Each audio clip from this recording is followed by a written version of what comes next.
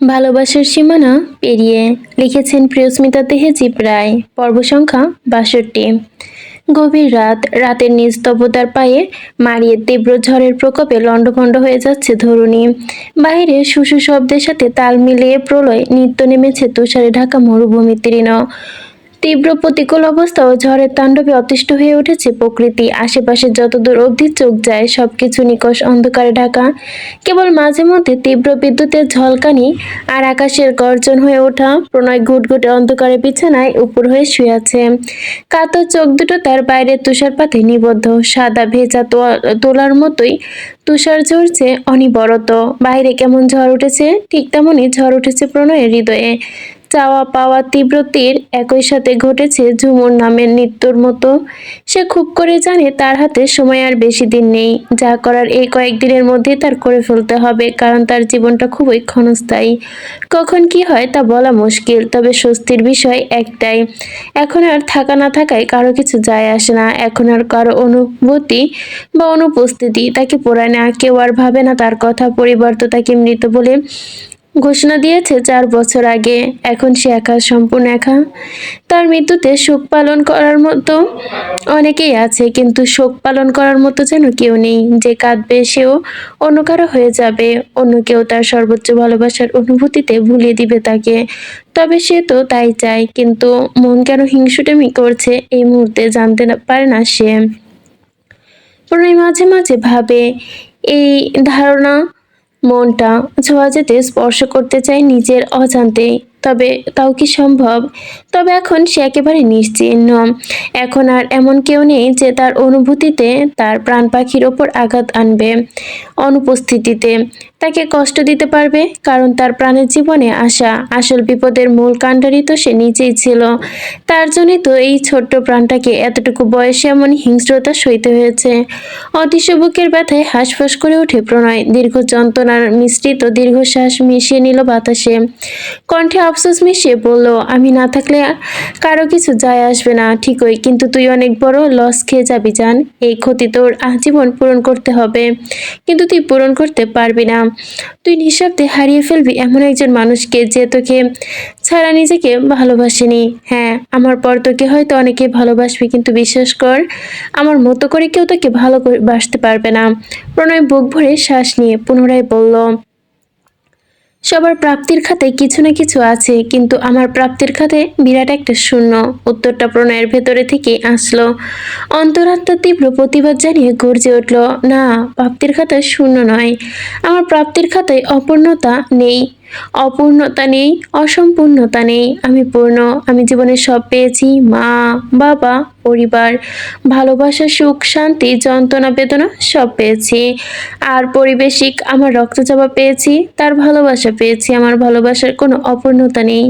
ভালোবাসলে জরুরি নয় যে তাকে শারীরিকভাবে পেতে হবে, তার রন্ধে রন্ধে বিচরণ করে ভালোবাসার প্রমাণ দিতে হবে। কি আছে ওই রক্ত মাংসের শরীরে, কি আছে ওই মাখনের মতো মোলায়েম ত্বকে, কিছুটা জৈবিক তৃপ্তি ব্যতীত কিছু নয়। কিন্তু আমি তো সব কিছুর থেকে তোকে অন্যভাবে শুধু দেখি ভালোবেসেছি। আমি ভালোবেসেছি আমার আত্মাকে, আমি ভালোবেসে মন দিয়ে ছুঁয়েছি নিবিড়ভাবে। তাহলে অপূর্ণতা কোথায়? কিন্তু এসব জ্ঞানের বাণী যেন শুনল না তার ভেতর আত্মা। ভেতরের পুরুষালী সত্তা কাতর কণ্ঠে গর্জে ওঠে, আমাকে মিথ্যা বলে কি লাভ? কেউ না জানুক, আমি তো জানি তুই কি চাস। তুই শুধু ওর মনটাকে না, ওর শরীরটাকেও ভালোবেসে চাস, আপন করতে চাস, ছুঁয়ে দিতে চাস, ভেজা চুলের গ্রানে নিজেকে হারাতে চাস, শরীরের নেশায় মাতাল হতে চাস। তুইও তো চাস সে তোর শরীরে অতিষ্ঠ, কান্দুক, চিৎকার করুক, গলে যাক, নিঃশেষ হয়ে যাক। তুইও তো ওই কোমল ত্বকে নিজের জমা ভালোবাসার কাঙ্গাল হয়ে আছিস। মনের বিরোধিতা তার মেনে নিল যেন প্রণয়। যন্ত্রণা মিশ্রিত ভারী নিঃশ্বাস বেরিয়ে এলো তার বুক চিরে। টলটলে চোখ দুটো বন্ধ করতেই চোখের কর্নিশ বেয়ে গড়িয়ে পড়ল জমা ওঠা অশ্রুদানা। সে অস্পষ্ট কণ্ঠে ঠোঁট নাড়িয়ে বিড়বিড় করল, তুমি আমার কামনা নও রক্তজবা, তুমি আমার সাধনা, আমার অনন্ত সুখ। তোমাকে বুকে নেওয়ার মাধ্যমে আমি যে শান্তি পাই তা আমার অসম্পূর্ণতা ভুলিয়ে দেয়। আমি কি, কি আমার পরিচয়? তখন তোমাকে বুকে জড়িয়ে ধরলে আমার কিছুটা সময় বেশি বাঁচতে ইচ্ছে হয়। তুমি জানো আমার এই একটা তীব্র ইচ্ছা। আমি জানি তা অবাস্তব। সেই ইচ্ছা আমার কোনোদিনও পূরণ হবার না। তবুও চাই আমার নিঃশ্বাসটা যখন চিরতরে বন্ধ হয়ে যাবে তখন তুমি আমার পাশে থেকো, আমার সাথে থেকো। তোমার বুকে যেন আমার শেষ নিঃশ্বাস ত্যাগ হয়। আমার শেষ ঠিকানা যেন তোমার বুকে লেখা থাকে। মৃত্যুর পর যেন আমার এই আফসোসটা না থাকে আমি শেষবারের মতো আমার ময়না পাখিটাকে দেখতে পেলাম না। তোমার ভালোবাসা আমাকে অনেক কিছু দিয়েছে, জানো, আমাকে হাড়ে হাড়ে বুঝিয়েছে প্রেমের জ্বালা কি। আমার রন্ধে রন্ধে মিশে গেছে বিচ্ছেদের যন্ত্রণা কতটা ভয়াবহ। গোটা পৃথিবীর মানুষ আমার পিছে পড়ে আছে। তারা চায় আমি কঠিন থেকে কঠিনতম শাস্তি পাই, কিন্তু তারা যদি আমার গত 6 বছরের একটা রাতও দেখতে পেত তাহলে কখনো আমাকে মেরে ফেলতে চাইতো না। আজীবন বাঁচিয়ে বন্দি হিসেবে অন্ধকার কুঠুরিতে রাখাই বুঝি আমার জন্য সবচেয়ে বড় শাস্তি হতো। প্রণয়ের নিকট এই বন্ধ ঘরের বাতাসের বিষাক্ততা মনে হলো। চারপাশের দেওয়ালটা যেন 4 বছর থেকে ঘুমাতে পারে না। রাতের পর রাত তাকে নির্ঘুম কাটাতে হয়েছে। দিন যেমন তেমন, রাত হলে যেন আর সহ্য হয় না প্রণয়ের। প্রণয় বিছানার চেয়ে এপাশ থেকে ওপাশ ছটফট করতে থাকে। I went to drug for physical intimately. Pranay কিছুতেই কন্ট্রোল করতে পারে না নিজেকে। না করতে পেরেছে আগেকে। সেকেন্ড অপশন তো সে চুজ করতে পারবে না, কারণ ওইটা ওর জন্য নিষিদ্ধ সুখানুভূতি, যার স্বাদ অস্বাদের অধিকার প্রণয়ের নেই। আর ফার্স্ট অপশনটা ভয়ঙ্কর। আজ ওটা কিছুতেই নেওয়া যাবে না, কারণ একবার ড্রাগসে নেশে ডুবে গেলে মস্তিষ্ক একদম আউলিয়ে যায়। তখন আর নিজের কৃতকর্মের ওপর কন্ট্রোল থাকতে পারে না প্রণয়। এই গড়াগড়ি খাওয়ার মাঝে অন্ধকার ঘরে মেঝেতে ধপ করে কিছু পড়ার শব্দ হলো। সাথে সাথে সব চটফাটানি স্থির হয়ে গেল। প্রণয়ের চোখ খুলো না, ঠোঁট কামড়ে ধরে মনেরও করলো, কারণ সে মেয়েটার গন্ধ পাচ্ছে, উপস্থিতি অনুভব করতে পারছে। এটা বেশ বুঝতে পারছে মেয়েটা এখন তার জ্বলন্ত আগুনে ঘি ঢালতে এসেছে। ছুটে গিয়ে কঠিন ধৈর্যের পরীক্ষা নিবে, জ্বালিয়ে পুড়ে শেষ করে দিবে এই রাতে। ভাবনার অন্তে নিস্তব্ধে শ্বাস ফেলল প্রণয়। তার আগেই কামুক শরীরে কোমল নারী দেহের স্পর্শ অনুভব করলো। ধীরে ধীরে কেউ যেন চড়ে বসলো তার পেটের ওপর। গলা শুকিয়ে কাঠ হয়ে গেল প্রণয়ের। সে চোখ মেলে দ্রুত।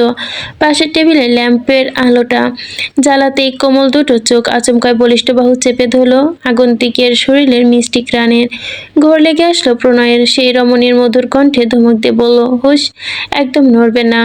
কি পেয়েছেন আমার সাথে? আপনি যা বলবেন আমি তাই শুনবো। হুম।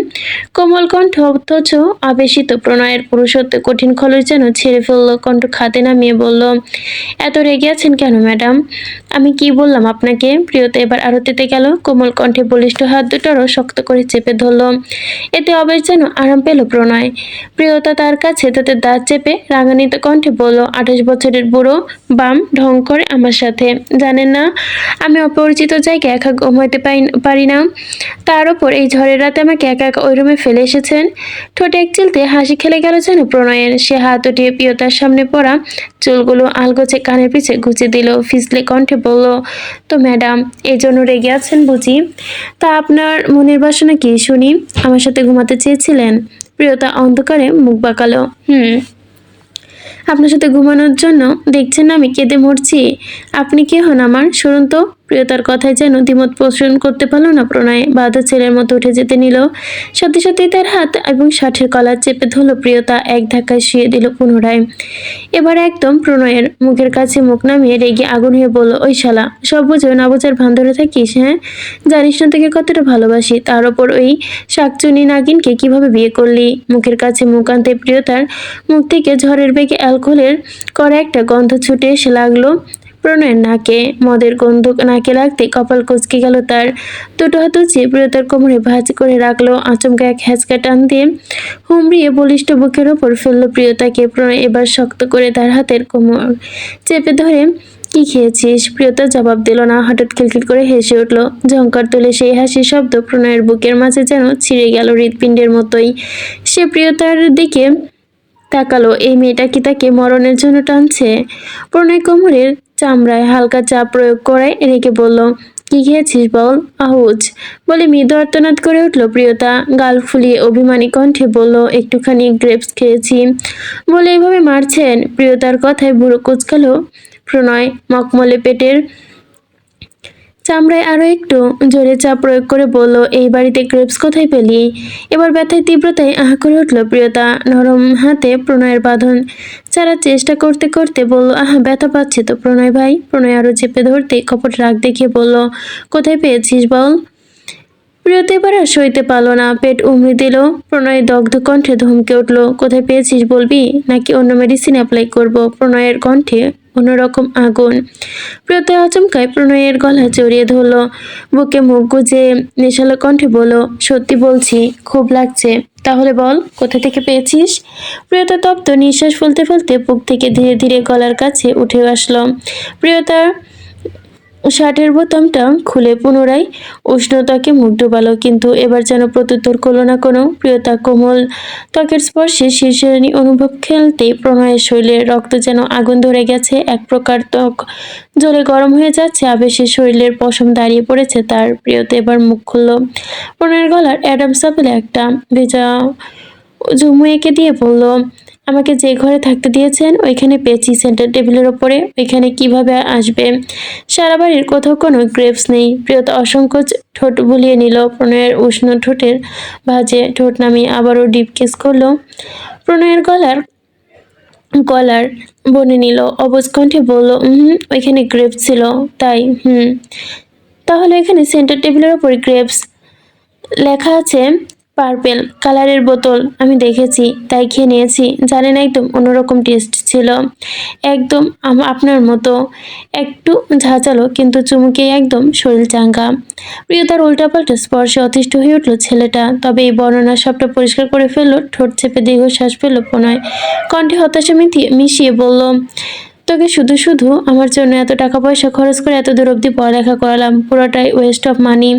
প্রণয়ের কথায় দুঃখ প্রকাশ করলো যেন প্রিয়তা, সেও কষ্ট পেয়েছে তার কথায়। এত আদর দিচ্ছে তবুও বেটার ঝাঁজ কমছে না। সে প্রণয়ের শরীরের গ্রাণ নিতে নিতে অভিমানী কণ্ঠে অভিযোগ করে বলল, পচালোক, দিন রাত এত বকেন কেন? আমার মতো এত কিউট একটা মেয়ে বকতে একটু কষ্ট লাগে না আপনার, নির্দয় লোক? প্রিয়তার কথায় ঠোঁট কামড়ে হাসলো প্রণয়। প্রিয়তার কপালে ঠোঁটে স্লাইড করতে করতে নেশালো কণ্ঠে বলল, আমার আদরের যন্ত্রণা বেশি প্রিন্সেস, তোমার সহ্য করতে হবে না, খুব ব্যথা লাগবে, তখন তুমি চিৎকার করবে, বলবে মেরে ফেলো আমায়, শেষ করে দাও। অবাক হয়ে গেল প্রিয়তা, চোখ পিটপিট করলো, যা এমন আবার হয় নাকি? কে নিজের ইচ্ছায় মরতে চায়? আমি তো শুধু একটু আদর চাই। প্রিয়তার অবুঝ আবদারে প্রণয়ের শিরে উত্তেজনার পারদ যেন খেলে গেল, ভারী হয়ে উঠল নিঃশ্বাস। এই মেয়েটার স্পর্শে যেন বিষ আছে। প্রিয়তা প্রণয়ের গালে খোঁচা খোঁচা দাড়িতে আলতো করে হাত বুলিয়ে দিল এই মুহূর্তে।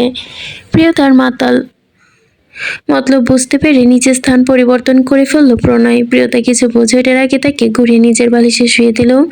হাত বাড়িয়ে পাশের টেবিল ল্যাম্প অন করতে পুনরায় নরম আলোয় হলুদ আবায় ছেয়ে গেল পুরো ঘরটা। প্রণয় এবার ঘোলাটে নেশালে চোখে তাকালো প্রিয়তার সুশ্রী মুখশ্রী চেহারার দিকে।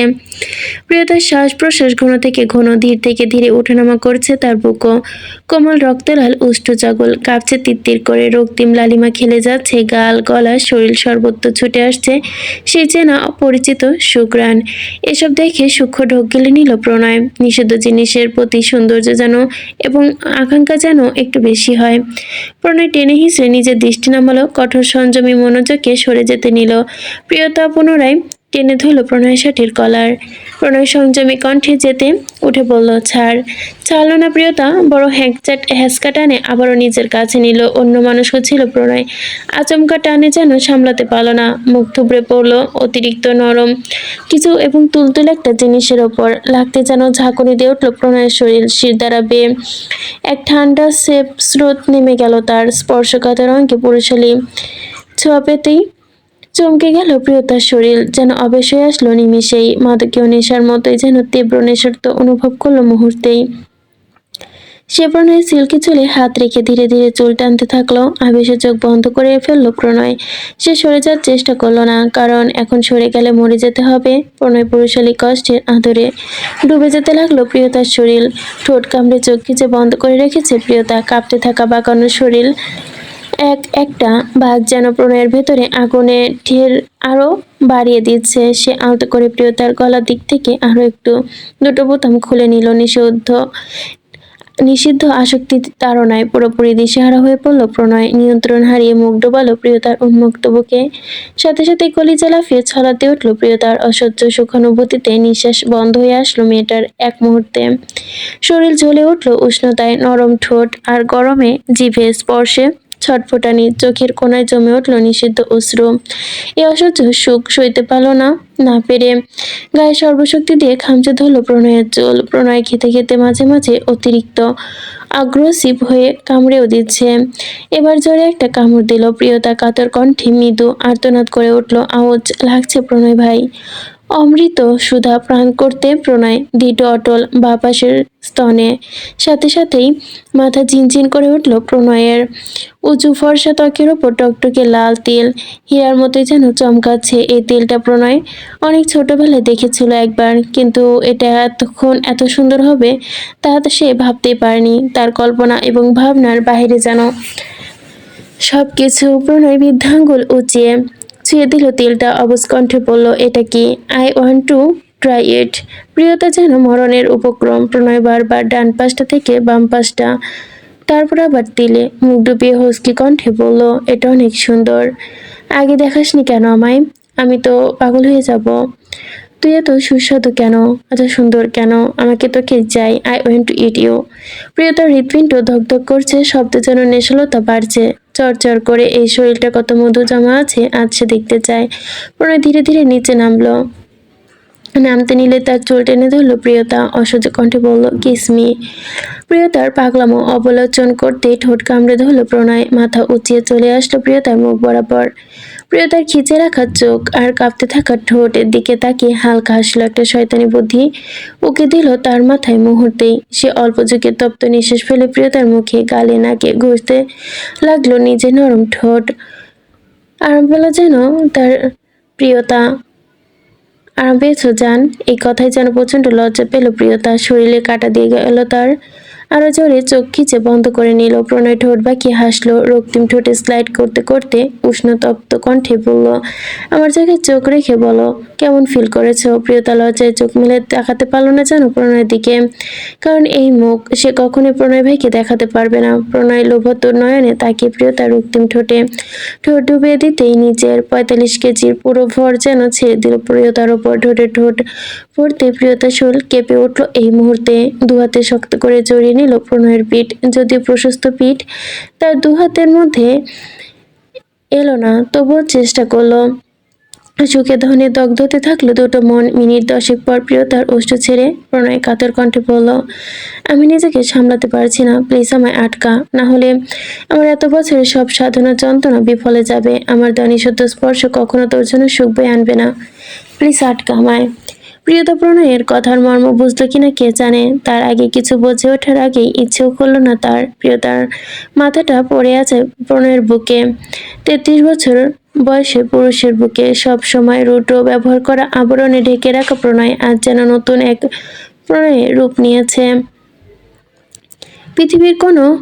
পৃথিবীর কোথাও কোনো শান্তি পায় না, শুধু এই বুক ছাড়া প্রিয়তা কোথাও না। এই নারীর স্পর্শ ছাড়া যেন প্রণয়ও ভালো থাকে না। সে না চাইতেও তার কেউ কিছু করতে না পারুক, কিন্তু সে তো কাউকে বাধা দিতে চাচ্ছে না, কারণ সে চায় সত্যি তার কিছু হোক, যাতে সবকিছু মৃত্যুরাজ দিনগুলো তাকে আর দেখতে না হয়। হৃদরোগ আক্রান্ত হয়ে মৃত্যুবরণ করার চেয়ে সরকারের গুলিতে ঝাঁঝরা হয়ে মৃত্যুবরণ করা বুঝি অনেক সুখের। এসব চিন্তা আসতে প্রণয়ের সকল উত্তেজনা নিভে গেল। সে আষ্টে পৃষ্ঠে জড়িয়ে ধরল প্রিয়তার কোমল দেহ, যেন ছেড়ে দিলেই পালিয়ে দিতে যাবে। প্রিয়তা আলতো হাতে প্রণয়ের কপালে পড়ে থাকলো, চুলগুলো অগোছে সরিয়ে নিল। পরম ভালোবাসায় ঠোঁট রাখতে গেলেই একটা দুটো অশ্রু কোনা গড়িয়ে পড়লো প্রণয়ের কপাল বেয়ে। প্রচন্ড সুখ অনুভূতিতে প্রণয়ের চোখের পাতা ভারী হয়ে এলো। মনে বলল, সময়টা এখানেই থেমে যাক জান, আমি হারিয়ে যেতে চাই না, আর হারিয়ে ফেলতে চায় না তোর ভালোবাসাটা। প্রিয়তা প্রণয়ের চুলের ভাঁজে আঙুল দিয়ে ধীরে ধীরে ম্যাসাজ করতে করতে ডাকলো, প্রণয় ভাই। আপনি সত্যি কি এত বোকা? কেন বলতো? হ্যাঁ বোকাই তো, একদম ফুল। না হলে আপনি কেন বুঝলেন না আমি আপনাকে কতটা ভালোবাসি? প্রণয় কণ্ঠ খাদে নামিয়ে আশ্চর্য হওয়ার ভান ধরে বলল, সত্যি ভালোবাসিস? প্রিয়তা তৎক্ষণাৎ অসম্মতিতে জানালো, আবেশিত কণ্ঠে বলল, শুধু আপনাকে নয়, আপনার সবকিছুকে ভালোবাসি। প্রিয়তার এমন নরম মেসেজে প্রণয়ের প্রচন্ড রিল্যাক্স ফিল হলো। আরামে তোরে চোখ খুলতে মন চাচ্ছে না, কিন্তু মিসে আগ্রহ দেখিয়ে, আচ্ছা বলতো দেখি সবকিছু কি কি? প্রিয়তা বাচ্চাদের মতো করে বলল, আপনার সবকিছু মানে সবকিছু, আপনার হাত পা চোখ নাক মুখ সবকিছু। প্রিয়তা হুট করে থেমে যেতেই অধৈর্য হলো যেন প্রণয় হুঁচকি কণ্ঠে বলল, বিশেষ করে কি পাখি? ও প্রিয়তা উষ্ণতার কপাল কাঁপলো। প্রণয়ের চুলের ভাঁজে হাত নামিয়ে আলতো করে ছুঁয়ে দিল ড্রাকুরের ঠোঁট। মোহনীয় কণ্ঠে বলল, I am the most addicted this, even I went this. প্রিয়তার কথায় ঠোঁট কামড়ে হাসলো প্রণয়। প্রিয়তার দিকে আবারও তাকালো, সাইড চেঞ্জ করলো। এবার নিচের দিকে শুয়ে প্রিয়তাকে পুনরায় বুকে জায়গা করে দিল। প্রিয়তা দীর্ঘ কেশে হাত বোলাতে বোলাতে স্নেহমাখা কণ্ঠে বলল, নিষিদ্ধ জিনিসের জন্য এত বায়না করিস কেন জান? এত কিসের টান তোর? বুঝিস না তোর এই পাগলামি আমায় কতটা পোড়ায়? প্রণয়ের গরম নিঃশ্বাস আছড়ে পড়ল কানের লতিতে।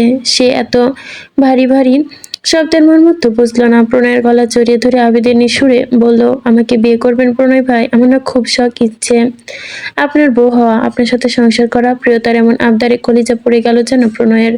প্রিয়তার বুকে মুখ গুজে কান্না ভেজা কণ্ঠে বলল, আবারও বলুন না প্রণয় ভাই, বিয়ে করবে না আমায়? প্রণয়ের বুকের ভেতরটা তোলপাড় শুরু হয়েছে। সে কখনো জবাব দিতে পারল না, কেবল নিঃশব্দে প্রিয়তার ছোট্ট মাথাটা নিজের বুকে জড়িয়ে রাখলো।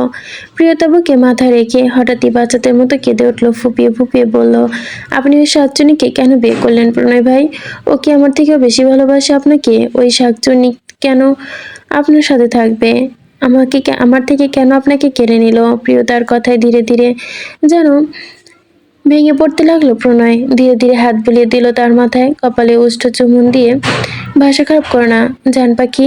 প্রিয়তা একদম গুটিয়ে গেল প্রণয়ের বুকে, পুরুষালী বুকে পরশে পরশে ভালোবাসা খুঁজে পেল মেয়েটা। বুকের গন্ধে মিশে যেতে অকুল হয়ে কণ্ঠে বলল, একটা প্রশ্ন করি প্রণয় ভাই? প্রিয়তা কান্না চেপে রাখার চেষ্টা করলো। জড়িয়ে যাওয়া আহত কণ্ঠে বলল, আপনি ওই সাচ্চুকুন্নিকে অনেক আদর করেন তাই না প্রণয় ভাই? খুব খুব খুব আদর করেন, অনেক অনেক ভালোবাসেন। যেভাবে কখনো আমাকে আদর করেননি ওইভাবেও করেন। রাতের গভীরে আপনাদের আপনার আদরে আদরে ভরিয়ে দেন তার দেহ, তাই না? এই প্রশ্নে যেন কোনো উত্তর পেল না প্রণয়, চুপ করে রইল। প্রণয়ের নীরবতায় আগুন ধরিয়ে গেল প্রিয়তার কলিজায়। প্রিয়তা পুরুষের গলায় মুখ গুজে ডুকরে কেঁদে উঠল। এই পুরুষ তার নয়, তবু এই পুরুষের দিক থেকে মুখ ফিরিয়ে বাঁচতে যেন তার পক্ষে সম্ভব নয়।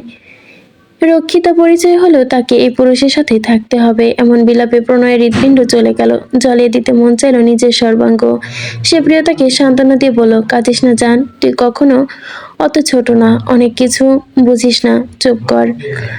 কিন্তু এতে প্রিয়তার কান্নার বেগ যেন আরো বাড়ল। মুহূর্তে ভিজে গেল প্রণয়ের শার্ট। প্রিয়তা এবার আরো অশ্রুকণা ধরে রাখতে পারল না, প্রণয়ের বুকে ছুঁয়ে আঘাত করতে লাগলো। আপনি আমায় ভালোবাসেন না সেটা আমি জানি, তারপরও খুবই হিংসে হয় জানেন, যখন দেখি আপনি বড় আপুকে ভালোবাসেন, আদর দিচ্ছেন, সহ্য করতে পারি না, আমার মরে যেতে ইচ্ছে করে। আর প্রণয় ভাই, আমি কি আপনার কেউ না?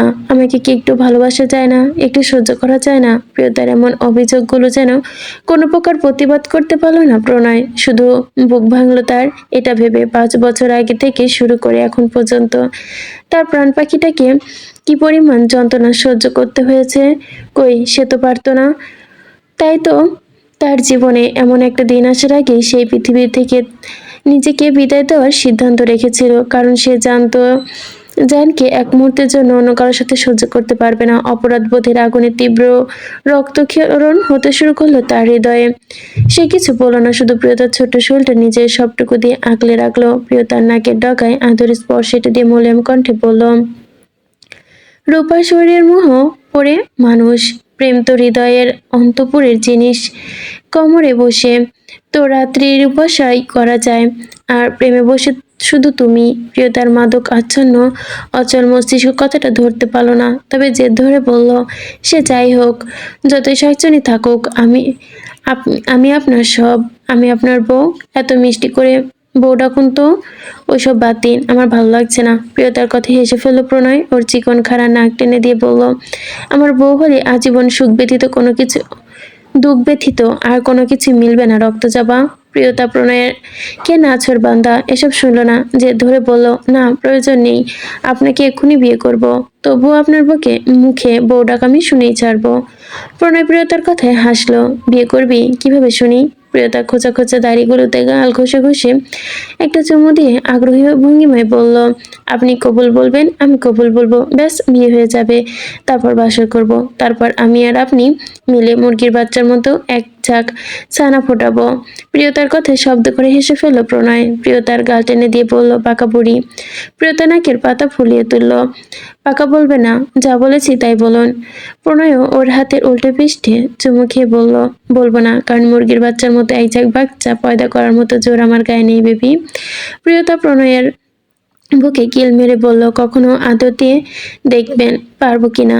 ছ্যা, আপনাকে বলেই বা কি লাভ, বাচ্চা পয়দা করার জন্য আদর করতে হয়। বলতে বলতে থেমে গেল প্রিয়তা, বুড়ো বুঝিয়ে বলল, আমার কেন যেন সন্দেহ হচ্ছে। কি? প্রিয়তা এবার প্রণয়ের দিকে তাকালো। প্রিয়তা আবারও বুড়ো কুচকে সন্ধিহান কণ্ঠে বলল, সত্যি বলুন তো, আপনার মেশিনে সমস্যা আছে কিনা? আমি আগে বুঝতেই পেরেছি, নিজ্ঞাত আপনার সমস্যা আছে, তাই না? প্রিয়তার কথায় হুট করে কাশি উঠে গেল প্রণয়ের। লাফিয়ে উঠল প্রিয়তা, প্রণয়ের পিঠে আলতো করে চাপড় দিতে দিতে বলল, আরে আরে, কি হয়েছে? পানি খাবেন? প্রণয় নিজেকে ধাতস্থ করলো। আচমকা প্রিয়তার ঠোঁট চেপে ধরে চাপা ক্ষোভ প্রকাশ করে বলল, আমার মেশিনের সমস্যা, তাই না? আই তোকে দেখাই। প্রণয়কে রাখতে দেখে কতটার বলল না প্রিয়তা, কিন্তু বেটা এভাবে খেপে গেল কেন ভাবতে পারেনি এভাবে রাগ করবে। সে বেচারি ভয়ার্ত চোখে তাকালো প্রণয়ের দিকে। দুপা দুপাশে মাথা নাড়িয়ে বলল, ভয় পিত্তি মাথায় উঠে যাচ্ছে যেন মেয়েটা। না না, আজ দেখবো না। এই কথায় প্রণয় আরো চটে গেল, প্রিয়তাকে চেপে ধরলো। এখন দেখবি না কেন? আজ তোকে দেখাবোই। প্রিয়তা না বলে প্রণয়ের বুকে মুখ লোকালো। ছেলেটা সব সহ্য করতে পারলেও কেউ তাদের বর্ষতে আঙ্গুল তুললে সেটা কখনো সহ্য করতে পারে না। প্রিয়তার অবস্থা দেখে ঠোঁট বাঁকিয়ে হাসলো প্রণয়। হুঁশিয়ারি করে বলল, মেশিন আর দ্বিতীয়বার খোটা দিবি না, না হলে এমন আদর করবো যে 10 সেকেন্ড পরে কান্না করে দিয়ে বলবি, ছেড়ে দে মা, কেঁদে বাঁচি। প্রণয়ের কথা এবার যেন আর জবাব দিল না প্রিয়তা, চুপ করে থাকলো। শীতল হাতে থেকে বাঁচতে বুদ্ধি পেল প্রিয়তা।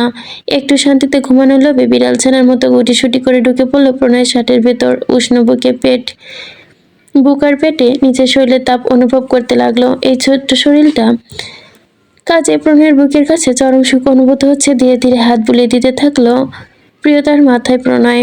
প্রিয়তা আরো কিছুক্ষণ উল্টাপাল্টা বকবক করতে করতে একসময় তন্ডায় তলিয়ে গেল। প্রণয় পরম স্নেহে আরো দুটো চুমু খেলো প্রিয়তার কপালে। মনে মনে বলল, তুই ভুল জানিস জান, আমার মন আর শরীর কোনোটাই অন্য কারো না, সব তোর। তোর প্রণয় ভাই, পুরোটাই তোর। আমার কবরে না আসা পর্যন্ত এই মন শরীর একমাত্র মালিক তুই। তুই আমার সকল সুখের আধার, আমার বেঁচে থাকার কারণ, মরে যাওয়ার কারণ। আজকের রাতটাই হয়তো আমাদের সুখের অন্তিম রাত। এই রাত হয়তো আমার জীবনে আর কোনোদিনও আসবে না, কিন্তু তোর এই উপহার দেওয়া রাতটা আমার বুকে পুষে রাখবো শেষ নিঃশ্বাস পর্যন্ত। বহু বছর পর একটি সুখের নিঃশ্বাস ফেলল প্রণয়। একটা ছোট দেহের ভারটার অস্তিত্ব পেলে অন্য সকল ভার যেন আপনা আপনি সরে যায় তার থেকে। মানসিক শান্তিতে প্রণয়ের চোখ দুটো লেগে আসলো। জানা নেই এমন ঘুম আর কখনো আসবে কিনা, তাই প্রণয়ও শেষ শান্তিটুকু মিস করতে চাইল না। এক হাতে প্রিয়তাকে বুকে আগলে নিয়ে অন্য পাশে সেন্টার টেবিল থেকে ফোনটা নিল। ঘুম চোখে বা হাতের দিকে একটা কিছু ট্র্যাপ করে পুনরায় ফোন যথাস্থানে রেখে দিল। নিজের বলিষ্ঠ পুরুষালী দুহাতে নরম শরীরটা শক্ত করে জড়িয়ে রেখে চোখ বুজলো এবং মিনিটের মধ্যে সেও ঘুমিয়ে রাজ্যে হারিয়ে গেল। কত সুখী দুজন, কিন্তু এই সুখ কি তাদের কপালে সইল? জামাইবাবু, জামাইবাবু, জামাইবাবু, উঠে পড়ুন। বিশাল কাণ্ড ঘটেছে। শুদ্ধ পাশে বালিশে জড়িয়ে মটকা মেরে ঘুমিয়ে আছে। প্রীতমের চেঁচামেচিতে সবই সে শুনতে পাচ্ছে, কিন্তু জবাব দিতে মন চাইছে না তার। প্রীতম এবার বিছানায় হাঁটু গেড়ে বসে পড়ল। শুদ্ধ কানের কাছে মুখ নিয়ে চেঁচিয়ে উঠল, ও জামাইবাবু, উঠুন না, না হলে হাতে হার কিনার পেছনে বাস হয়ে যাবে। কানের কাছে এমন চিৎকার দেওয়া শুনে ঘুম ভেঙে ধরপড় করে উঠল শুদ্ধ। থমথম খেয়ে তাকালো প্রীতমের দিকে, কণ্ঠে বিরক্তি ঢেলে বলল, কি শালা, এই মাঝরাতে চেঁচাচ্ছিস কেন? বইয়ের কাছে না পেয়ে কি মাথা খারাপ হয়ে গেছে তোর? প্রীতম এবার আসন পেতে বসলো শুদ্ধের সম্মুখে। মুখ বাঁকিয়ে বলল, আমি শালা নই, সম্বন্ধী। আর বউ নিয়ে খোঁটা দিও না জামাইবাবু। বউয়ের মর্ম তোমার মতো ভার্জিন বাবুরা বুঝবে না। কাঁচা ঘুম ভেঙে যায়, মাথা ঝিমঝিম করছে শুদ্ধর। সে খুব বিরক্ত হলো। এই মধ্যরাতে কি আমার ভার্জিনিটি খিল্লি করতে এসেছিস আমার সম্বন্ধেই? প্রথম বিজ্ঞের মতো মাথা তুলে বলল, হদিস আছে অবৈধ হাদিসা আছে, অবিবাহিত নারী পুরুষ হচ্ছে মিসকিন আর এতিম। মিসকিনের খিল্লি এই প্রীতম শিকদারের ওড়ায় না। শুধু হাই তুলে বিরক্তি নিল মুখে। তোর হাদিসের বাণী আমায় শোনাবি না শালাবাবু, এখন ঘুমাতে দে বলে শুয়ে পড়তে নিল শুদ্ধ। সাথে সাথেই তাকে আটকে দিল প্রীতম। রসিকতা ছেড়ে সিরিয়াস মুখে বলল, এখন ঘুমানোর সময় না জামাইবাবু, বিরাট ঝামেলা হয়ে গেছে। প্রীতম সিরিয়াসের কণ্ঠে সজাগ হয়ে বসলো শুদ্ধ। বুড়োবাকে বলল, কি হয়েছে? প্রীতম শুদ্ধের হাতে নিজের ফোনটা দিল। মোবাইলের দিকে ইশারা করে বলল, দেখো। শুদ্ধ চোখ কষলে ঝাপসা চোখে দেখলো স্ক্রিনে চোখের সামনে জরুরি সংবাদ ঝলসে। নিচে লাল ব্যানারে মোটা অক্ষরে লেখা, national emergency, ASR location. Canadian president দাঁড়িয়ে আছে মাইক সামনে, মুখ থমথমে, চোখের আগের জমাট বাঁধা ক্ষোভ। চারপাশে অসহস্র মিলিটারি অফিসার প্রস্তুত অবস্থায় দাঁড়িয়ে। পেছনে সাইরেন বাজছে নির্বিচ্ছিন্নভাবে। প্রেসিডেন্ট গম্ভীর কণ্ঠস্বর চারদিকে কোলাহলমুখর পরিবেশ নিস্তব্ধ করে দিয়ে, যা বিশ্বাস দেশবাসী, আজ এমন এক খবর নিয়ে হাজির হয়েছি যা বিশ্ববাসীকে জানানো আমার কর্তব্য।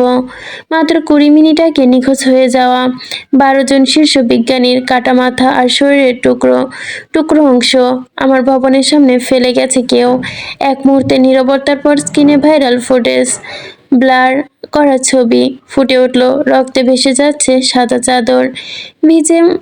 ভিড়ের মাঝে চিৎকার, আতঙ্ক। অনলাইনে ছড়িয়ে পড়েছে দাও দাও আগুনের মতো শিরোনাম, জাস্টিস ফর 12 সায়েন্টিস্ট। প্রেসিডেন্ট টেবিলের মুষ্টি মেরে দাঁত চেপে বসে রয়েছে। এএসআর এর দুঃসাহস সম্পর্কে যেন সহ্যের সীমা ছাড়িয়ে যাচ্ছে এই মুহূর্তে। আজকে আমাদের মিলিটারির পূর্ব মাত্রার অভিযান শুরু করেছে। স্ক্রিনের দৃশ্য পাল্টে গেছে। অকালে যুদ্ধবিমান গর্জে উঠছে, আর্মড হেলিকপ্টার বরফে ঢাকা পাহাড়ের দিকে শোষা করে উঠছে, ট্যাঙ্কের সারি এগিয়ে চলেছে। যেন মৃত্যুর আগে নীরবতা, এই ভয়ঙ্কর ধ্বংসের পূর্বাভাস। বড়সড় জিপিএস স্ক্রিনে লাল বিন্দু ফ্ল্যাশ চলছে, এএসআর এর অবস্থান শনাক্ত। প্রেসিডেন্টের চোখে তখন আগুন জ্বলছে। দেশবাসী শুনে রাখুন, এএসআর এর লোকেশন আমরা ডিটেক্ট করেছি। স্পেশাল ফোর্স ইতিমধ্যে আক্রমণে নেমেছে। আর মাত্র কয়েক ঘন্টা, এরপর এই দুনিয়ায় এএসআর এর অস্তিত্ব থাকবে না। আতঙ্কমুক্ত হবে প্রতিটা দেশ।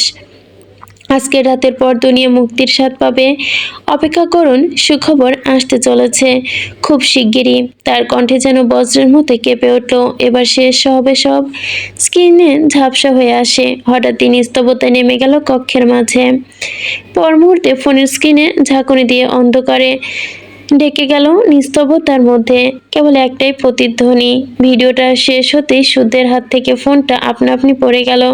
বুকে রক্ত জমাট বেঁধে গেল ভয়ে। ও শিট!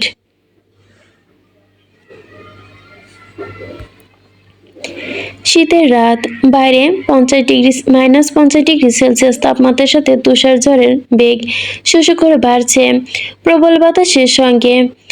আকাশে তীব্র গর্জন, তবে চারপাশের দেওয়ালে বাইরের পৃথিবী উত্তাল। ভিতরটা নৈশিক সুখে ভেসে আছে। ভালোবাসার মৃদুমন্দ হাওয়ায় প্রেমের পর্দা উড়িয়ে দিচ্ছে সেখানে। দুজন সুখী মানুষ নিঃশ্বাসে প্রশ্বাসে একত্রে বেঁধেছে অন্য কোনো সুখের শোনো সুর। প্রণয় প্রিয়তাকে চেপে একদম নিজের বুকের গভীরে পুড়িয়ে দিতে চাচ্ছে। অস্তিত্বের সাথে মিশে নিয়েছে নিবিড়ভাবে। ধোয়াতে প্রিয়তার পিঠ জড়িয়ে থুতনিতে মুখ রেখে আরামে আবেশে চোখ বুজে আছে সে। তার প্রিয়তা, তার ভালোবাসা না জানি আর কবে কখনো পাবে কিনা এইভাবে নিজের আলিঙ্গনে। শেষ মুহূর্তটুকু হারাতে চায় না যেন প্রণয়।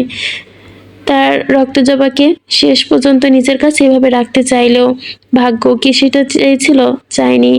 চাইলে কি আর এই পরিস্থিতিতে তাকে কখনো পড়তে হতো? তার রক্তজবাকে পড়তে হতো, নাকি তার রক্তজবাকে এতটা কষ্ট দিতে হতো? প্রিয়তা দুহাতে প্রণয়ের শার্ট মুষ্টি করে ধরে রেখেছে, গলায় মুখ গুজে দিয়েছে, যেন প্রিয় বুককে টুকরে পড়ার দুঃখ প্রচেষ্টা। প্রণয় মিনিট 10 হলো জাবেদ প্রণয়ের রুমের বাইরে চুপচাপ দাঁড়িয়ে, ভয়ে আতঙ্কে তার কলিজায় পানি শুকিয়ে মরুভূমি। এই শীতের রাতে কপাল বেয়ে দরদর করে ঘাম ঝরছে, ইতিমধ্যে তার শরীরে কাপড় চোপড় ভিজে গেছে। জাবেদ পঞ্চমবারের মতো রুমাল দিয়ে কপাল মুছে ঘামটুকু মুছলো। বসকে এখনই জরুরি ভাবে জাগানো উচিত, কিন্তু কিভাবে জাগাবে, কিভাবে ডাকবে এখন? বিশাল কাচের তৈরি দরজার জানালা সব বিধায় সে বিছানার দৃশ্য বাহির থেকে স্পষ্ট দেখতে পাচ্ছে। এমন সুখের মুহূর্তে তার মন চায় না স্যারকে ডাকতে, কারণ ডেকে দিলে তো এই মুহূর্ত হারিয়ে যাবে, আবার বস একা হয়ে যাবে। জাবেদের মাঝে মাঝে খুব খারাপ লাগে তার স্যারের জন্য, কারণ আর কেউ না দেখুক, আর কেউ না জানুক, মানুষটাকে খুব কাছে থেকে ভালোভাবে জানে জাভেদ। সেন্টার টেবিলের পাশে থাকা ফোনটি হঠাৎই কেঁপে উঠতে রিংটংয়ের তুমুল শব্দ, নিস্তব্ধতা ঘরে যেন বিকট শব্দের মতো শোনালো, কিন্তু এত জোরে শব্দ যেন প্রণয়ের প্রিয়তার ওপর কোনো প্রভাব ফেলতে পারল না। তারা দুজনই এমন গভীর ঘুমে তলিয়ে, আর হবেই বা না কেন, দুজনেই ঘুমে তৃষ্ণার্ত কত বছরের। জাবেদ ফোনটা কানে ধরে দাঁড়িয়ে রইল রিসিভের অপেক্ষায়, কিন্তু বিধিবান তার কলটা বন্ধ হয়ে গেল, কিন্তু অপর প্রান্তের ব্যক্তি থেকে কোনো সাড়া পাওয়া গেল না। এদিকে গার্ডদের কল মেসেজে অতিষ্ঠ জাবেদ, কি করবে বুঝতে পারছে না। সে কম্পিত হাতে পুনরায় স্যারের নাম্বারে কল করলো। আবারও ফোনটা বিকট শব্দে বেজে উঠলো, কিন্তু নড়ল না প্রণয়। ঘুম তার হালকা হতে হতেই ছেড়ে যাচ্ছে, কিন্তু এত আরাম অনুভূতি যেন তার শরীর ছাড়তে চাইছে না। চোখ বন্ধ করে রেখে মনে মনে প্রচণ্ড বিরক্ত হয়ে ফোনের ওপাশের ব্যক্তির ওপর, কিন্তু এই বেদব যন্ত্রণা বন্ধ হওয়ার নয়, যেন বারবার ইচ্ছে করে তাকে জ্বালাতে ব্যস্ত হয়ে পড়েছে ফোনটা। বুকের দিকে তাকিয়ে মলিন হাসল প্রণয়, তার পাশের শার্টের মালিকানা অন্য হাতের অধীনে। হালকা হাসল প্রণয় আবারও, একটু ঝুঁকে গেল সেই নারীর দিকে। লম্বা এলোমেলো চুলগুলো আড়ালে প্রিয়তার মুখখানি ঢেকে আছে, তা আলাদা করে দিল। প্রণয় আলতো হাতে ছুঁয়ে দিল মুখের ওপরে খাড়া খাড়া লম্বা চুলগুলো, একটা একটা করে সরিয়ে দিল, কমফোর্টের গলা পর্যন্ত টেনে দিয়ে। চকচকে কপালে কালচে লাল ঠোঁটে দীর্ঘ ঠোঁটের পরশ বুলিয়ে দিয়ে স্নেহ ভরা উষ্ণতায় একটু নড়ে উঠল প্রিয়তা। আদরে বিড়াল ছানার ন্যায় হাত উঠিয়ে তেল চিকচিকে গালে আলতো করে বুড়ো আঙ্গুল ঢুকিয়ে দিল, কানের কাছে ঠোঁট নিয়ে আদরে কণ্ঠে বলল, আমার ঘুমন্ত পড়ি। প্রণয় নিজের ধ্যানে মগ্ন, তৃতীয়বারের মতো ফোনটা কর্কশ ধ্বনি তুলে ধ্যান ভাঙালো। এবার আর চোখে বিরক্তি ফুটে উঠলো যেন প্রণয়ের। ভুরু কুটিয়ে তাকালো, এত রাতে এতবার ফোন করছে যখন, নিশ্চিত কিছু হয়েছে। প্রণয়ের ভাবনায় ছিঁড়ে গেল যেন, হাত বাড়িয়ে ফোনটা নিল। মোবাইল স্ক্রিনে চোখ রাখতে জাবেদ নাম দেখে কপালের চিকন রেখাগুলো যেন শুরু হলো। সে ফোন রিসিভ করেই হ্যালো। অপর পার থেকে জাবেদ ধৃত কণ্ঠে বলল, স্যার। জাবেদের ঘাবড়ানো কণ্ঠের ধ্বনিতে নড়ে উঠল প্রণয়, কর্কশ কণ্ঠে বলল, এক্সপ্রেশন না দিয়ে ঝটকা বলো কি হয়েছে। জাবেদ ভয়ে দুর্বার ঢোক গিলে কম্পিত কণ্ঠে বলল, স্যার সর্বনাশ হয়ে গেছে, কানাডিয়ান সরকার আপনার লোকেশন ট্র্যাক করে ফেলেছে। তারা জেনে গেছে আপনি ফ্রন্ট 7-এ আছেন, এমনকি তারা এটা আরও 2 ঘন্টা আগে জেনে গেছে স্যার। তারা যখন তখন আপনাকে ধরে ফেলবে, ওরা আসছে।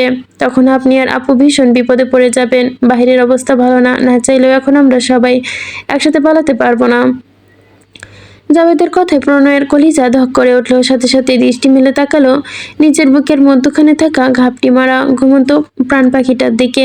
এখন কি হবে? একটু পর তো এই শান্তি জায়গাটা রণভূমিতে পরিণত হবে। প্রণয়ের ভাবনার মধ্যে অপর প্রাণ থেকে জাবেদের কণ্ঠ ভেসে এলো, স্যার কি করব, দ্রুত বলুন, হাতে বেশি সময় নেই। প্রণয় এবার গাঢ় নিঃশ্বাস ফেলে 1 মিনিট ভাবলো। জাবেদ জাস্ট 2 মিনিটের মধ্যেই সিকোর্স ইউজ 60 ব্লক হল হেলিকপ্টার বের করো দ্রুত। যাবে তার উল্টাপাল্টা প্রশ্ন করে সময় নষ্ট করলো না, দৌড়ে বাড়ি থেকে বেরিয়ে গেল। প্রণয় ফোন কেটে কোমল কণ্ঠে ডাকলো প্রিয়তার তাকালো প্রিয়তার নিষ্পাপ মুখের দিকে। কি নিষ্পাপ একটা চেহারা মেয়েটার। প্রণয়ের মন মানছে না আবারও তার জানটা দূরে সরে যাবে, কারণ এবার সে শতভাগ নিশ্চিত এটাই হচ্ছে তার জীবনের শেষ সুখ। এটাই তার জীবনের শেষবারের মতো তার পাখিকে পাওয়া। এই পাখিটা এবার উড়াল দিলে আর ইহজন্মে পাওয়া হবে না তার এই পাখিকে। খড়কুড়োর মতোই আশ্রয় নিবে কুড়ো ঘরের অন্য কোনো বুকে। এই বুক তার জন্য নিষিদ্ধ হয়ে যাবে চিরতরে। এই যে তার পাখি হারিয়ে যাবে এই উষ্ণ বুকের আলিঙ্গন থেকে।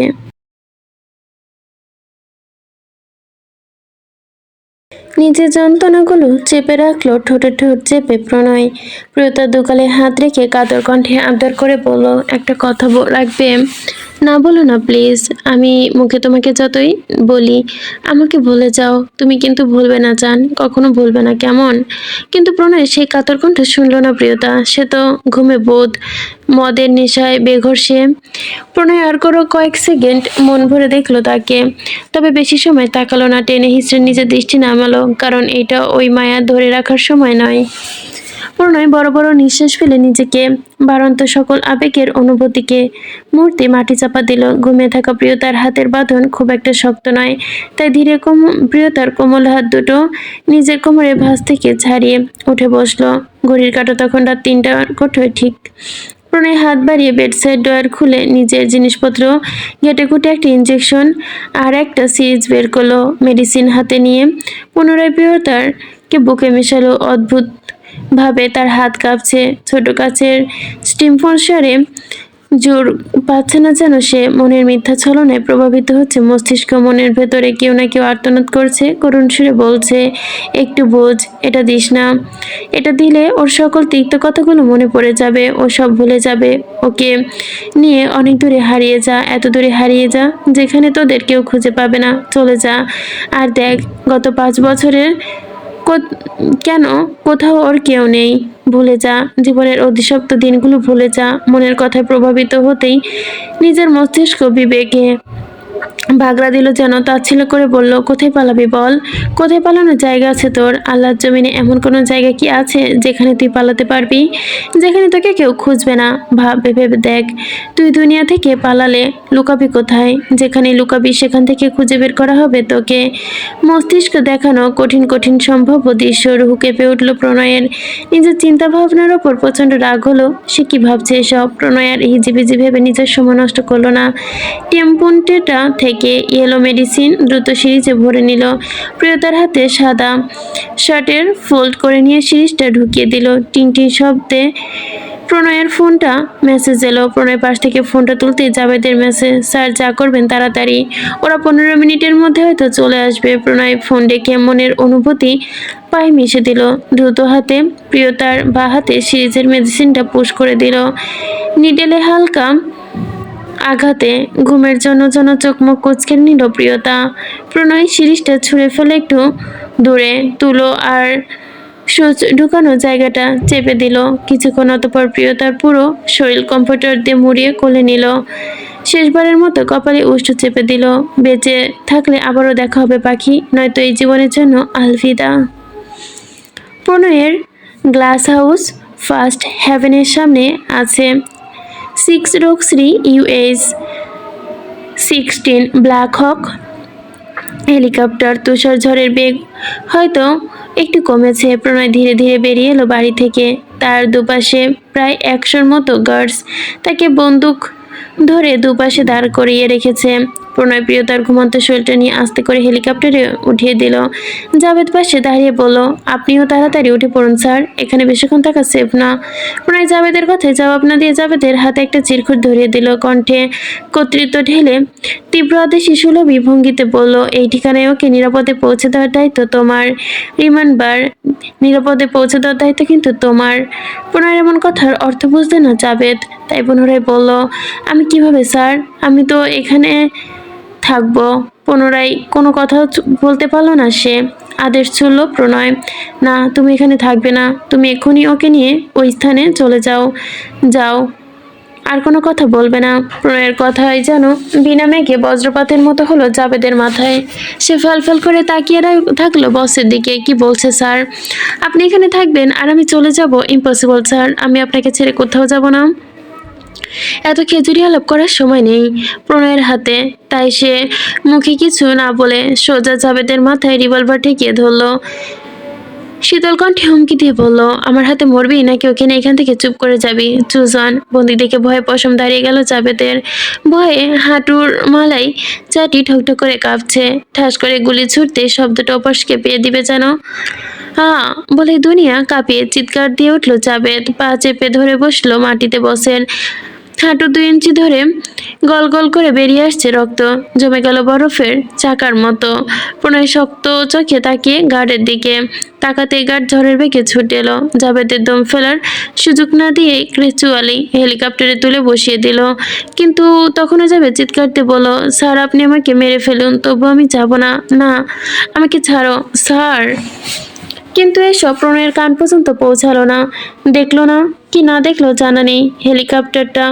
আর প্রণয়ের চেহারা চোখে ভেসে উঠল না হিংস্রতা, এক অন্য কিছু। সে চোখ বন্ধ করে সাদমান শিকদারকে স্মরণ করলো। প্রণয়ের জন্মের পর থেকে বাবা ছিলেন তার সব থেকে আপন। বাবাকে সে তার আইডল মনে করত, তাই ছোট থেকে জ্ঞান বুদ্ধি হওয়া পর্যন্ত কখনো বাবার কথার অবমাননা করে নাই।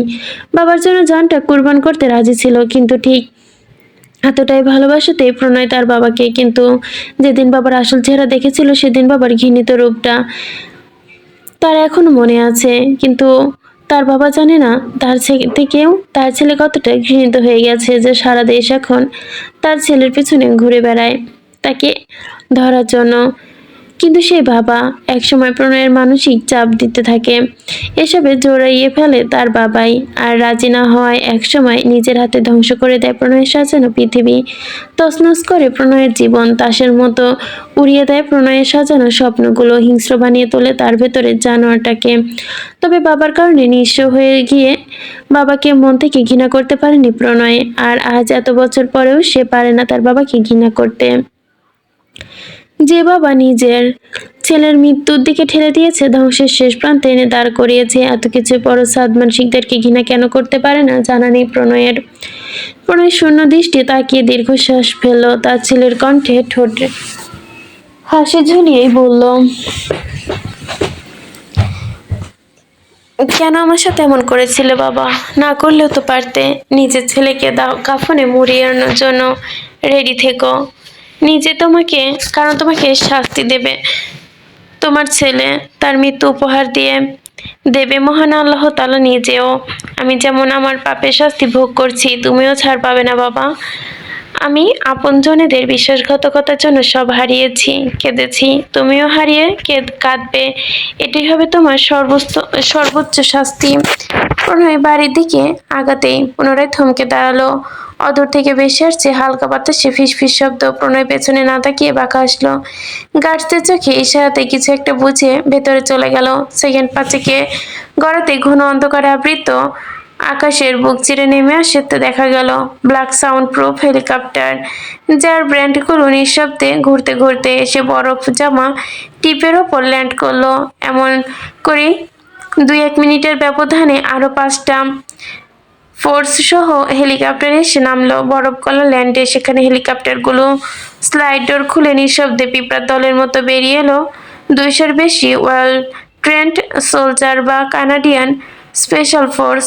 তীব্র তুষার বর্ষণ তখনও থামেনি। এই ঝড়ে সাধারণ মানুষের টিকা মুশকিল, তবুও সৈন্যরা নির্বিকার চিত্রে টিকে আছে অবিনাশ তাদের সামনে। ইশারা করতেই তুষার অবরিত বরফে টিলিপের আড়ালে থাকা সেনারা হুঁশিয়ারি নজরে দৃষ্টি ফেলালো সামনে।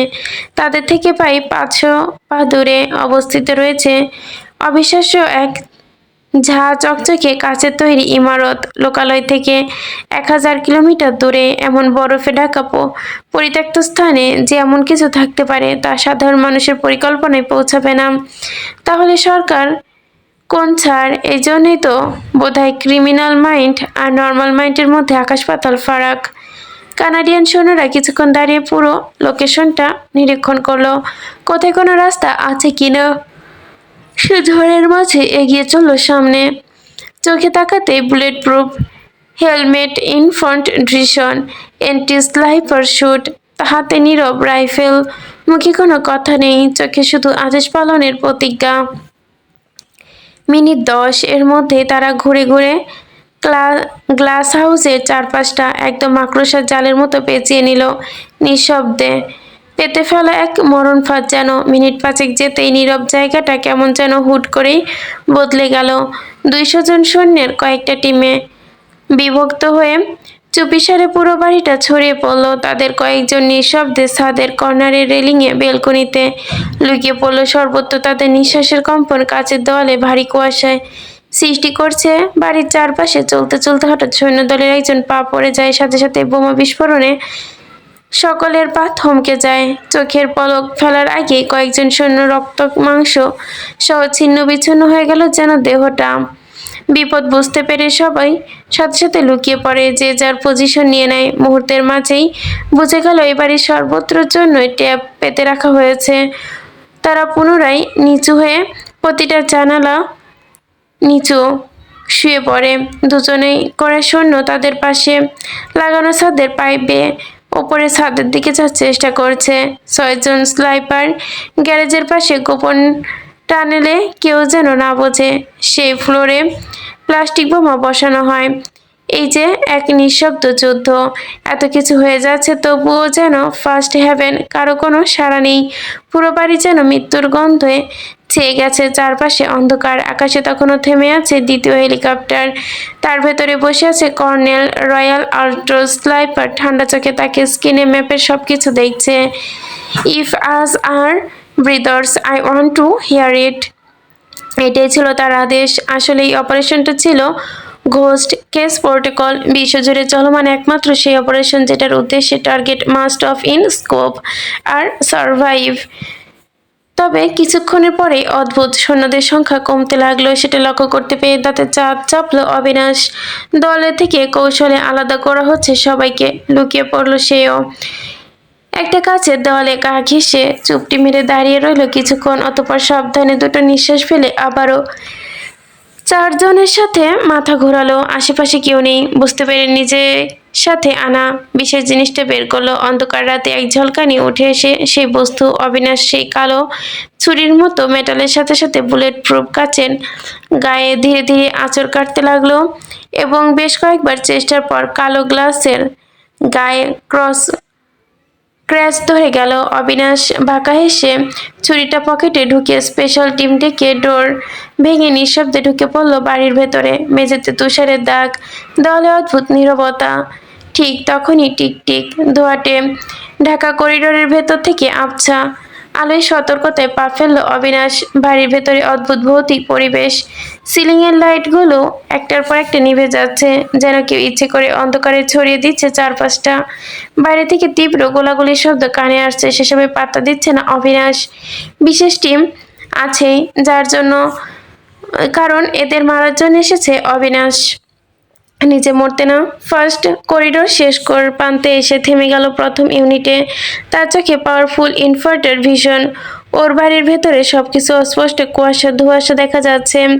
ক্লিয়ার রাইট, ক্লিয়ার লেফট বাক্য শেষে হওয়ার আগেই পাশের দল প্যানেলে সরে গিয়ে নীরবতায় 2 জন কালো পোশাকধারী গার্ড যাতে দেখতে পেল না সৈন্যরা। তারা চোখের ধোঁয়াশা ভাব হাত দিয়ে সরিয়ে দিতে যেতেই শেষবারের মতো মুখ চেপে ধরে এক গার্ড আরেকজনের হু হু শব্দ করার আগেই সূচ ঢুকিয়ে দিল যেন সৈন্যের ঘাড়ের রগে।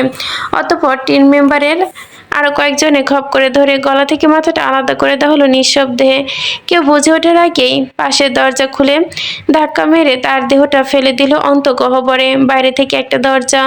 মনে হলো ভেতরের অংশটা সম্পূর্ণ অন্যরকম, একদম অন্যরকম, মানে অন্যরকম কৌশলে গড়া। যা টিম মেম্বাররা সতর্ক পায়ে সামনে কর্নার ঘোরাতে হঠাৎ সাইলেন্ট এসএমজি থেকে ছুটে আসে বুলেট চূর্ণ বিচূর্ণ করে দিল যেন সবটা। রক্তে ভেসে গেল কাচের ফ্লোর। তার প্রতিক্রিয়াটা একজন সৈন্য গ্রেটেন ছুড়ে দিল। তার তীব্র বিস্ফোরণে করিডোরের শেষ প্রান্তের কংক্রিট টুকরো হলো লোহার ফ্রম। কিন্তু ধোঁয়ার ভেতর থেকে কয়েকজন গার্ড এখনো দাঁড়িয়ে। দ্বিতীয় ইউনিট সিঁড়ি বেয়ে নামতেই নিচ থেকে সক্রিয় টরেট গর্জে উঠল। বুলেট প্রুফ শিফট হাতে এগিয়ে এসে ক্যাপ্টেন অনিবাস হাতে একটা M416 নিঃশব্দে নিখুঁত ব্লাস্ট। পপ পপ টার্গেট থেমে গেল যেন। ঠিক তখনই সিঁড়ির ছায়া থেকে এক গার্ড এসে ঝাঁপিয়ে পড়ল অবচেতনভাবে। তবে সেখান থেকে কৌশলে সরে গেল অবিনাশ। অবিনাশ ডান হাতে একটা ঝটকায় পিস্তল বের করলো। ঠাস ঠাস মুহূর্তে যেন লাশ ফেলিয়ে দিল কয়েকটা। গ্লাস হাউসের কেন্দ্রীয় অ্যাকুয়ারিয়ামে প্রবেশ করতে একসাথে আগুনের ঝটকা শুরু হলো চারপাশ থেকে। একজন গার্ডের ওপর ফায়ার করতে ঝুলন্ত বিশাল ঝাড়বাতি ভেঙে পড়ল দুজন সৈন্যের মাথায়। পাশে থাকা সদ্য মার্বেলে মেঝেতে চূর্ণ বিচূর্ণ হলো তা। হঠাৎ রেডিওতে বয়ানের কণ্ঠে গর্জে উঠল, hold your ground, you take them here. কিন্তু পরের মুহূর্তে তীব্র স্ট্যাটিক্স যোগাযোগ বিচ্ছিন্ন হলো। মনে হচ্ছে গার্ডরা ঠিক কিন্তু এই মুহূর্তের জন্য অপেক্ষাই করছিল। তার ছায়া থেকে বেরিয়ে এসে মিলিটারি লাইনের মাঝখানে ঢুকে গেল। হাতাহাতি শুরু হলো। কাচ, রক্ত, ধোয়া, তুষার আর মৃত্যুমুখে পতিত সৈন্য। কালো রঙে ঘরের মেঝে যেন মোটা রক্তে এখন কার্পেটের মতোই হয়ে আছে। চারপাশে সুরভিত গন্ধ, মোমবাতির স্নিগ্ধতা সব যেন নিভে গিয়ে এখন দিকি দিকি মৃত্যুর যন্ত্রণায় ভরে গেছে। কাজ ঝাঁকানো জেড ব্ল্যাক চামড়া কেটে আবৃত হচ্ছে একজনের রক্ত। ব্ল্যাক সিল্ক শার্ট, হাতে কালো চামড়ার দস্তনা। তার শিকারী হিংস্র চোখে অন্ধকারের মধ্যে কেমন যেন চকচক করছে। তার ঠোঁটে কোনো শব্দ নেই, তবুও তাতে লেপ্টে আছে রহস্যময় রক্ত জমিয়ে রাখা শীতল বাঁকা হাসি। কিন্তু মুহূর্তে নিস্তব্ধতার পর ডোর হ্যাভেন্ট চাপার শব্দ হলো। চোখের পলকে সিকিউরিটি ব্যারিকেড টপকে অবিনাশ ঢুকে পড়ল ঘরে। সাদা স্টেট কোটে ঢাকা শরীর, গলায় ঝুলন্ত ব্যাগ, ব্যালিস্টিক্স বেল্ট, পেছনে সক্রিয় M4060 ঝুলিয়ে, কোমরে পিস্তল।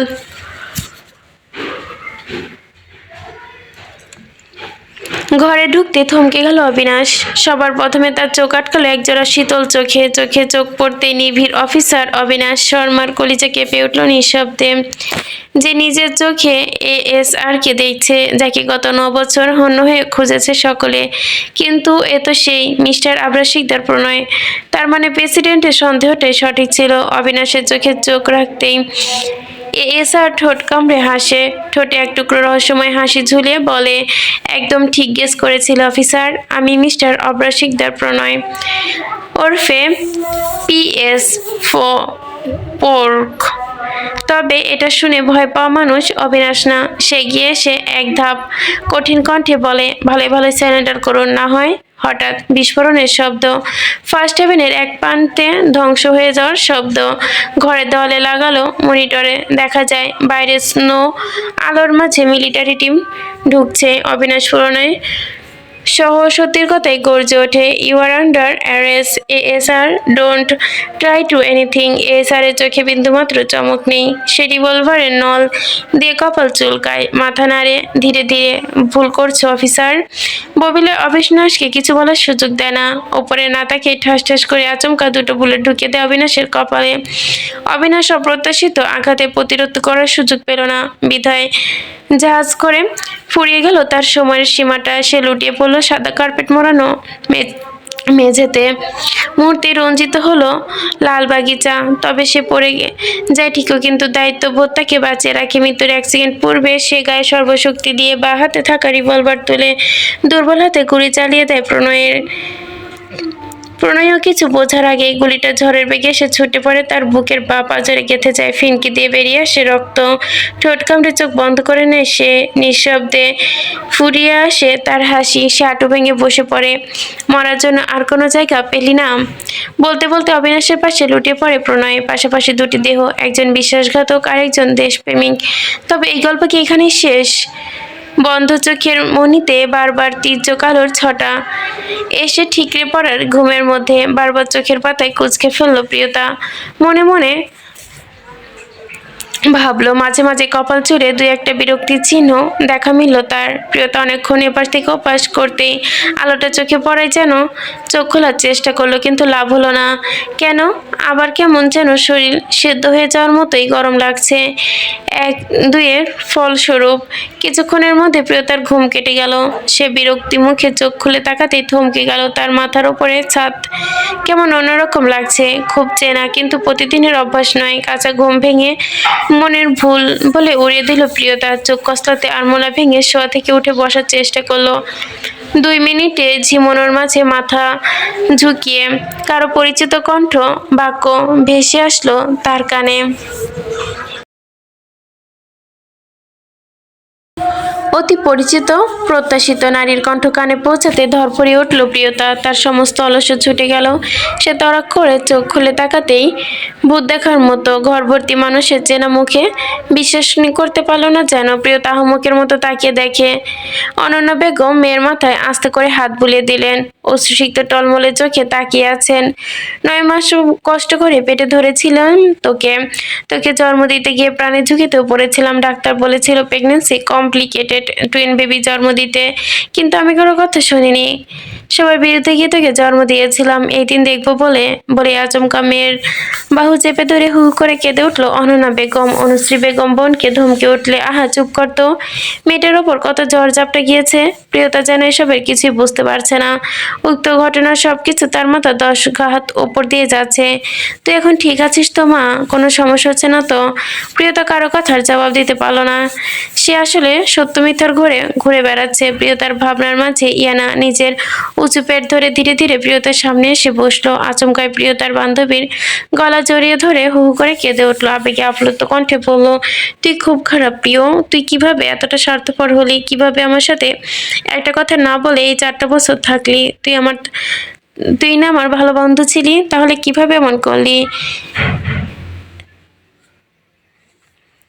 ইনায়াকে দেখে প্রিয়তার মুখ হা হয়ে গেল।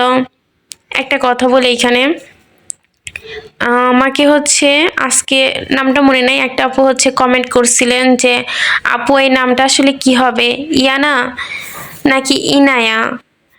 এখানে কিছু জায়গায় ইনায়া থাকে, কিছু জায়গায় ইনায়া থাকে।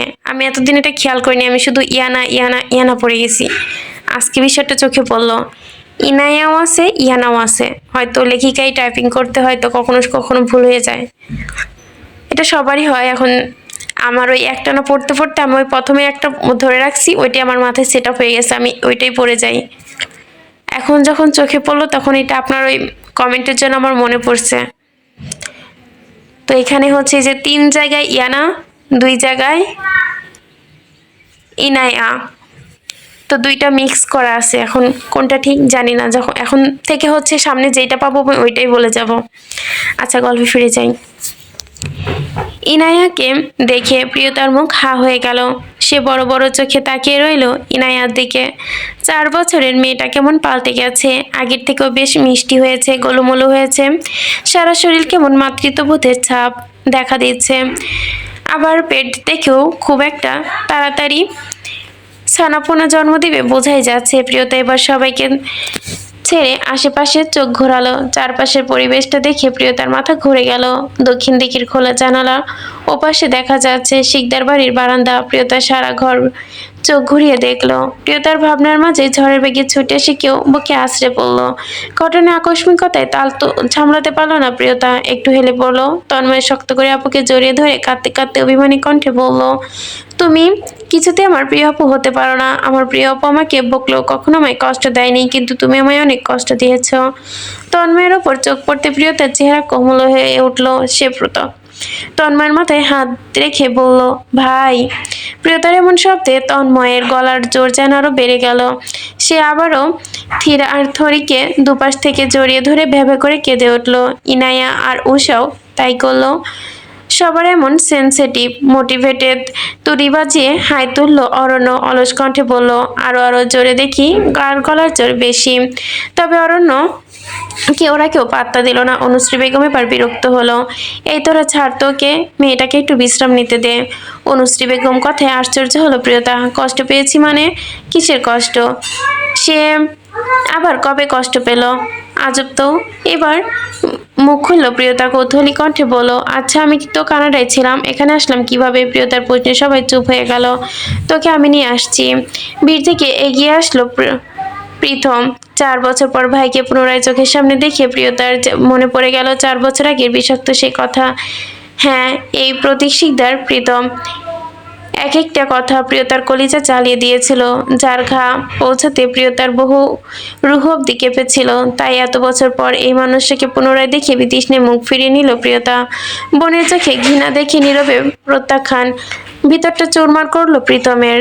প্রিয়তার মাথা নিচু রেখে প্রশ্ন ছুড়ে দিল, আমি এখনো এখানে আসলাম কিভাবে? সে জানতে চাইল। প্রীতম কষ্ট পেল, নিজের আবেগ দেখালো না।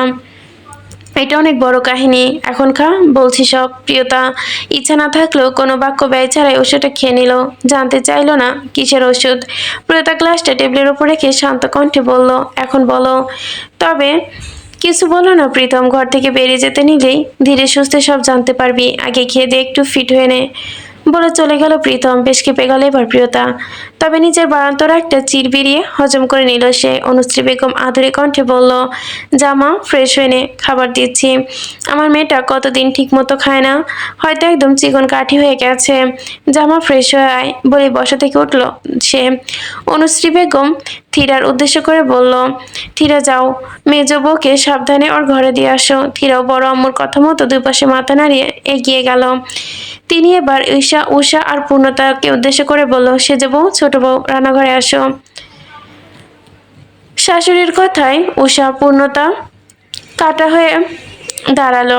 হ্যাঁ সূচক মাথা নাড়ে লক্ষ্মী বৌমার মতো শাশুড়ির আদেশ মেনে সুরসুর করে রান্নাঘরের দিকে চলে গেল।